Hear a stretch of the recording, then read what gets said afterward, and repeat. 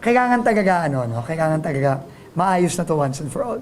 Paulit-ulit pare-pareho naman No, mga lubak-lubak, kasi nga, puro pachi-pachi yung trabaho. Kasi tingi-tingi yung budget na inagagay ng DPWH. Ang problema doon, kung tingi-tingi yung budget, ang gagawin ng mga district engineer, iba-band-aid lang nila yung mga ang problema, pagka yun, hindi talaga na-address yung mga problemang, yung totoong problema nung kalye, after 1 year, masisira na naman. pera.